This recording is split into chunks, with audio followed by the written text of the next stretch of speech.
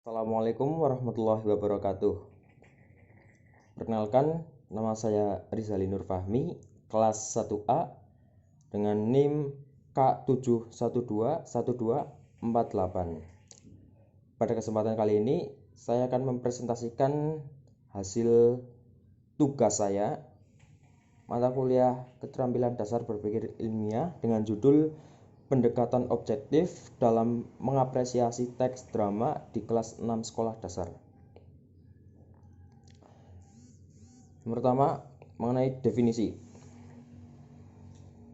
Dari Nurgiantoro, yaitu teks objektif disebut juga sebagai tes jawaban singkat atau short answer test. Sesuai dengan namanya, tes jawaban singkat menuntut peserta didik hanya dengan memberikan jawaban singkat, bahkan hanya dengan memilih kode-kode tertentu yang mewakili alternatif jawaban yang telah disediakan, misalnya dengan memberi tanda silang, melingkari, atau menghitamkan opsi jawaban yang dipilih. Yang kedua,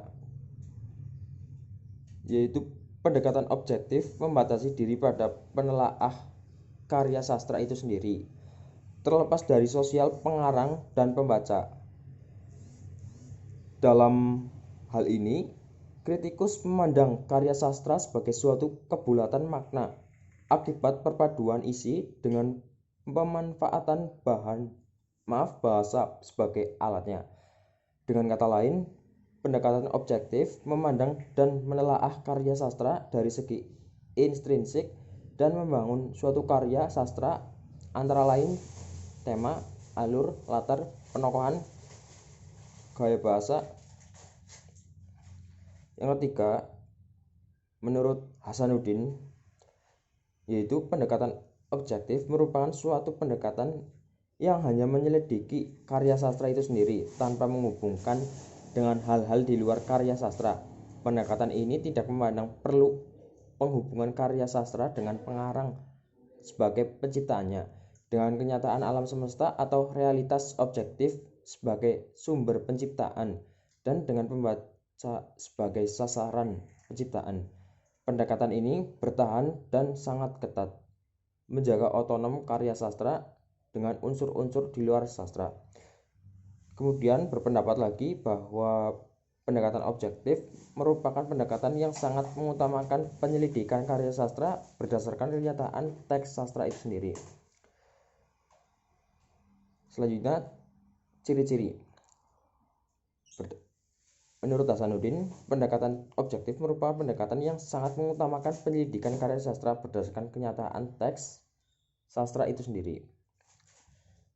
Yang kedua dari Anas Sujono, teks objektif sendiri digolongkan menjadi 5 golongan, yaitu bentuk betul salah, bentuk menjodohkan, bentuk melengkapi, bentuk isian, dan bentuk pilihan ganda.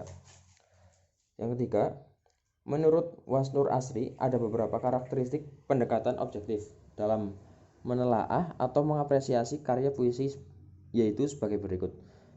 Pertama, asmusi. Pendekatan objektif adalah bahwa karya sastra atau dalam hal ini puisi bersifat otonom. Yang kedua, bentuk telaah sederhana. Karena yang ditelaah hanya struktur ini intrinsik semata. Yang ketiga, unsur yang ditelaah hanya terbatas pada unsur intrinsik sastra serta keterkaitan antara satu unsur dengan yang lainnya. Yang keempat, proses telaah dari struktur bagian ke struktur keseluruhan. Yang kelima, teknik telaah analitik, yaitu memberi makna tiap bagian struktur intrinsik, kemudian baru kepada makna totalitas. Yang keenam, dasar pertimbangan dalam menentukan makna semata-mata dari unsur intrinsik. Yang ketujuh, pangkal tolak telaah dari bagian ke konsep totalitas secara otonom. Dan yang kedelapan, esensi sastra terlepas dari konteks kesemestaan. Cara pembiasaannya, yang pertama, membaca karya sastra secara keseluruhan secara berulang-ulang untuk dapat menemukan secara faktual unsur-unsur dalam karya sastra tersebut. Yang kedua, unsur-unsur yang terkandung dalam karya sastra dikupas satu persatu dengan jelas, dimulai dari tokoh, penokohan, alur, latar, sudut pandang, bahasa, tema, dan unsur lainnya. 3. Menentukan hubungan antara unsur intrinsik dalam karya sastra sehingga terlihat kesatuan makna dari karya sastra tersebut. Yang keempat, menentukan makna, nilai, pesan, amanat, nada, rasa dari keutuhan karya sastra tersebut. Menurut Abidin.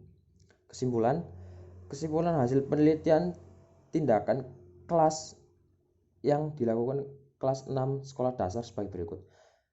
Aktivitas mengapresiasi teks drama pada siswa kelas 6 SD Negeri Sinarjati dengan menggunakan pendekatan objektif meningkat. Peningkatan aktivitas siswa dalam pembelajaran mengapresiasi teks drama di kelas 6 SD Negeri Sinarjari ditunjukkan dengan peningkatan nilai rata-rata aktivitas siswa dan hasil lembar kerja siswa atau LKS. Yang kedua, kemampuan mengapresiasi teks drama pada siswa kelas 6 dasar sekolah dasar dengan menggunakan pendekatan objektif meningkat. Kemampuan siswa mengapresiasi teks drama dengan menggunakan objektif meningkat dibuktikan dengan perolehan nilai evaluasi yang terus meningkat. Sekian yang dapat saya sampaikan. Terima kasih. Wassalamualaikum warahmatullahi wabarakatuh.